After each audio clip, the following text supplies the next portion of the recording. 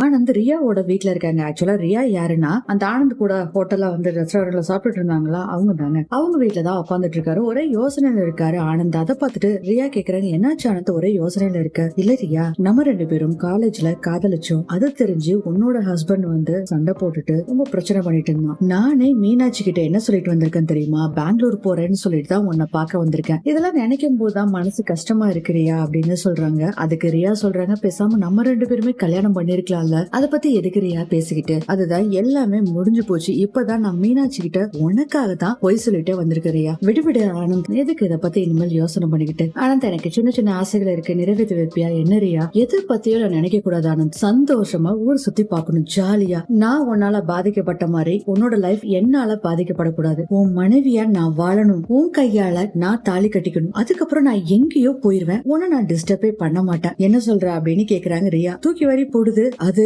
அப்படின்னு சொல்ல வரும்போதே போன் அடிக்குது ஆனந்த்க்கு. கால் பண்றது யாருன்னு பாத்தீங்கன்னா வேற யாருங்க, மீனாட்சி தான் கால் பண்றாங்க அப்படின்னு சொல்லி போன் அட்டன் பண்றாரு ஆனந்த். எங்க சாப்பிட்டீங்களா? காரமா இருந்ததா? அங்க வெதர் எப்படி இருக்கு? காரமா சாப்பிடாதீங்க, உங்களுக்கு அல்சர் வேலை இருக்கு, பார்த்து காரம் இல்லாம சாப்பிடுங்க, சும்மா போனவே பாத்துட்டு இருக்காதீங்க அப்படின்னு சொல்றாங்க. சரி நான் உன்னை அப்புறம் கூப்பிடுறேன் அப்படின்னு சொல்லிட்டு போனை கட் பண்ணிடுறாரு ஆனந்த். ரியா கேட்டதுக்கு என்ன பதில் சொல்றதுன்னே தெரியாம ஒரே குழப்பத்துல இருக்காரு ஆனந்த். சரி நான் ரெஸ்ட் ரூம் போயிட்டு வந்துடுறேன் அப்படின்னு சொல்லிட்டு எஸ்கேப் ஆயிடுறாரு ஆனந்த் போன பின்னாடி செம்ம கடுப்புல இருக்காங்க ரியா.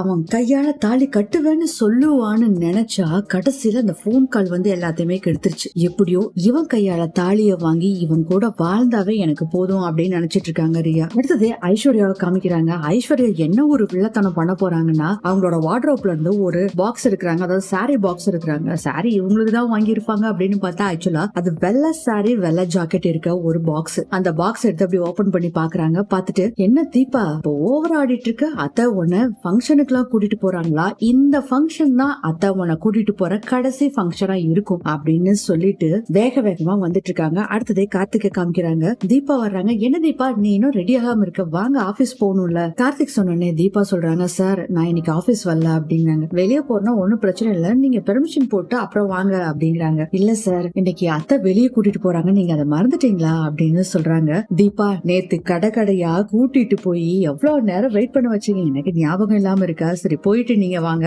ரெக்கார்டிங் இருக்கு, அதுக்கப்புறம் உங்க அம்மா நீங்க உங்க அப்பா உங்க குடும்பமே ஆசைப்பட்ட மாதிரி நீங்க ஸ்டேஜ் பெர்ஃபார்மன்ஸ் பண்ண போறீங்க, அதனால சீக்கிரம் வந்துருங்க அப்படின்னு சொல்லிட்டு கார்த்திக் போறாரு. சரி நான் குளிச்சுட்டு வந்துடுறேன் சார்ட்டு தீபாவும் உள்ள போயிறாங்க. அந்த சமயம் பார்த்து கார்த்திக் போன பின்னாடிங்க தீபா குளிச்சுட்டு இருக்கிறப்போ வர்றாங்க ஐஸ்வர்யா. இவளோட முகூர்த்த புடவை எங்க இருக்கும் அப்படின்னு சொல்லிட்டு பீரோல அங்கேயும் இங்கேன்னு தேடிக்கிட்டு இருக்காங்க. இது தீபா ரூம்ல இருக்க வார்ட்ரோப்ல தேடிட்டு இருக்காங்க ஐஸ்வர்யா. அடுத்ததே கார்த்திகை காமிக்கிறாங்க. கார்த்திக் வந்து கார் கிட்ட போறாரு. பார்த்தா கார்கிய காணோம்னு சொல்லிட்டு என்ன பண்றாருன்னா அவர் ரூமுக்கு போயிட்டு இருக்காரு. அதுக்குள்ள ஐஸ்வர்யாவை காமிக்கிறாங்க. சாரி அங்கே எங்கேன்னு தேடுறாங்க, காணோம். எங்கடா கல்யாண புடவை வச்சிருப்பா அப்படின்னு தேடும் போது கீழே ஒரு டிராவ்ல வச்சிருக்காங்க. அங்க இருக்க கல்யாண சேலை எடுத்துட்டு இந்த வெள்ளை சேலை கொண்டு வந்தாங்களா அதை வச்சு அந்த பாக்ஸ்குள்ள வச்சுட்டு அந்த பாக்ஸ், அதாவது வெள்ளை சேலை கொண்டு வந்த பாக்ஸ் இருக்கு பாத்தீங்களா, அதுல கல்யாண சேலையை வச்சு எங்க வைக்கணும் யோசனை பண்றாங்க. ஒரு சாரி இருக்குதுங்க, அந்த சாரிக்குள்ள உள்ள வச்சு மடிச்சு வச்சுட்டு அப்பாடா எப்படியோ வச்சாச்சுடா அப்படின்னு சொல்லிக்கிட்டு இருக்கும் போதே கரெக்டா கார்த்திக் வந்து அவர் ரூமு கிட்ட வராரு. அப்போ ஒரு போன் கால் வருது. உள்ள போகாம போன் பேசிட்டு இருக்காரு கார்த்திக். இந்த சேலை எல்லாத்தையும் செட் பண்ணி வச்சுட்டு டோரை சாத்திட்டு வெளியே வர்றாங்க. க்ளோசட் ரூம் இருக்கும் பாத்தீங்களா, அங்கிருந்து பெட்ரூமுக்கு வர்றாங்க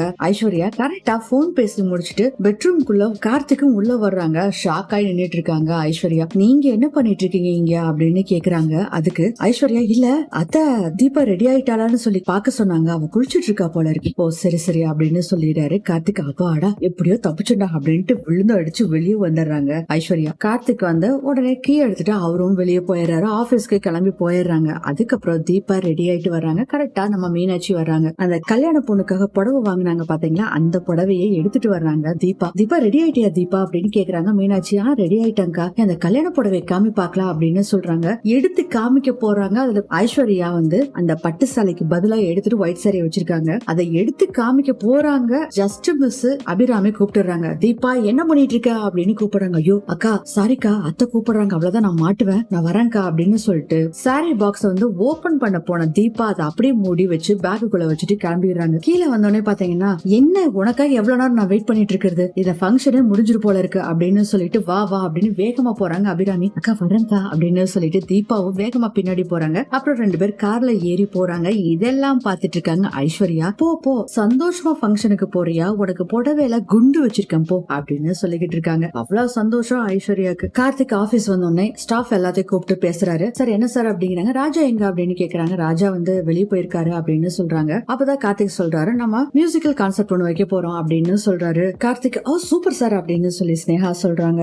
ஆளுக்கெல்லாம் சூப்பர் அப்படிங்கிறாங்க. இன்னொருத்தர் சொல்றாரு, சார் யார் பாட போறது அப்படின்னு ஒரு லேடி கேக்குறாங்க. பல்லவி தான் பாட போறாங்க அப்படின்னு சொன்னோடனே இன்னொருத்தர் சொல்றாரு, ஏற்கனவே நம்ம சோசியல் மீடியால விட்ட பல்லவியோட சாங் சூப்பரா போகுது சார், அவங்க மட்டும் இப்ப பாட போறாங்கன்னா கண்டிப்பா பெரிய சக்சஸ் தான் சார் அப்படின்னு சொல்லிட்டு இருக்காங்க. ஸ்னேகா கேக்குறாங்க, சார் பல்லவி மேடம் கண்டுபிடிச்சிட்டீங்களா, அவங்க டேட் கன்ஃபார்ம் பண்ணிட்டீங்களா அப்படிங்கிறாங்க. அது கார்த்திக் சொல்றாரு, எல்லாமே ஓகே தான், ப்ரொமோஸ் எல்லாம் சூப்பரா இருக்கணும், அப்புறம் பெரிய பெரிய விஐபி எல்லாம் இந்த இதுக்கு வர சொல்லணும் அப்படின்னு சொல்லிட்டு நீங்க எல்லாம் வேலையை ஸ்டார்ட் பண்ணுங்கன்னு சொல்லிட்டு அது தேவையான டீடைல்ஸ் அதுக்கப்புறம் வந்து பல்லவியோட போட்டோவை கொடுக்குறாங்க ஸ்னேகா கிட்ட. அதை வாங்கி பாக்குறாங்க. சார் என்ன சார் இது பல்லவி போட்டோன்னு சொல்லிட்டு தீபாவோட போட்டோ கொடுத்துருக்கீங்க அப்படின்னு கேக்குறாங்க. அதுக்கு கார்த்திக் வந்து எதுவுமே சொல்லல. சரி நீங்க போய் எல்லாம் வேலையை ஸ்டார்ட் பண்ணுங்க அப்படின்னு சொல்லிடுறாங்க. உடனே ஸ்னேகா வெளியே வந்தோன்னா கூட ஒரு ஃப்ரெண்டு வர்றாங்க. என்னது இது, என்ன நடக்குது, பல்லவி மேடம்னு சொல்லிட்டு தீபாவோட போட்டோவை கொடுத்திருக்காங்க அப்படிங்கிறாங்க ஸ்னேகா. அதுக்கு கூட இருக்க கொலீக் சொல்றாங்க, வேணா இளையராஜா சாருக்கு போன் பண்ணி கேளுங்க, தெரியும்ல அவருக்கு கண்டிப்பா டீடைல்ஸ் தெரிஞ்சிருக்கும் அப்படின்னு சொல்றாங்க. உடனே ராஜாவுக்கு கால் பண்றாங்க. இவ எதுக்குடா இப்ப கால் பண்றா அப்படின்னு சொல்லிட்டு, சொன்னுங்க எதுக்கு போன் பண்றீங்க, அங்கதான் வந்துட்டு இருக்கேன் அப்படிங்கிறாங்க. இல்ல உங்கள்கிட்ட ஒரு முக்கியமான விஷயம் கேட்கணும். என்ன,